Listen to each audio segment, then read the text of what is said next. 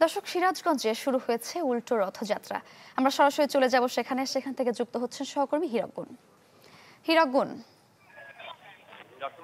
ধর্মীয় ভাব গাম্ভীর্য এবং উৎসব মুখর পরিবেশে কিন্তু সিরাজগঞ্জে শুরু হয়েছে উল্টো রথযাত্রা। আপনি দেখতে পাচ্ছেন যে আজকে কিন্তু এই বিকেলে যে উল্টো রথযাত্রা সেটি কিন্তু এই এখনই শুরু হবে। ইতিমধ্যে আপনি দেখতে পাচ্ছেন যে এই যে রথযাত্রা উপলক্ষে কিন্তু বিভিন্ন স্থান থেকে যারা ভক্তবৃন্দ তারা কিন্তু ছুটে এসেছে এবং এই যে রথযাত্রা উৎসবে কিন্তু তারা অংশ নিয়েছে। আপনারা দেখতে পাচ্ছেন যে প্রায় 8 দিন কিন্তু মাসির বাড়ি থাকার পরে আবারও কিন্তু মন্দিরে ফিরে আসছেন জগন্নাথ দেব, এবং জগন্নাথ দেব তার দাদা বলরাম এবং বোন সুভদ্রাকে নিয়ে কিন্তু 7 দিন আগে তার মাসির বাড়ি গিয়েছিল।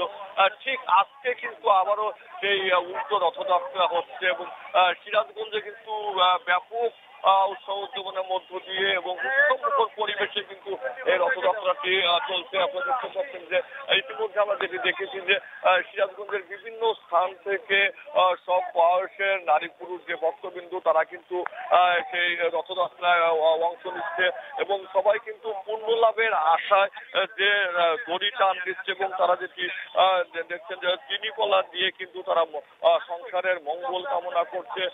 ঠিক আমরা এই রথযাত্রা উৎসবে রয়েছি এবং আমরা দেখেছি যে সকাল থেকেই কিন্তু বিভিন্ন স্থান থেকে যে ভক্তবৃন্দ তারা কিন্তু এই রথযাত্রা উৎসবে আসতে শুরু করেছে এবং দেখতে পাচ্ছেন যে ভক্তবৃন্দ তারা কিন্তু ওই যে রথের যেটি দড়ি সেটি কিন্তু তারা সেই টান দিচ্ছে এবং তারা যেটি বলছে যে পূর্ণ লাভের কিন্তু আশা তারা এই যে রথযাত্রার যে দড়ি সেটি। ধন্যবাদ আপনাকে। দর্শক, বলছিলাম সিরাজগঞ্জে শুরু হয়েছে উল্টো রথযাত্রা। আমরা সরাসরি সেখানেই যুক্ত ছিলাম।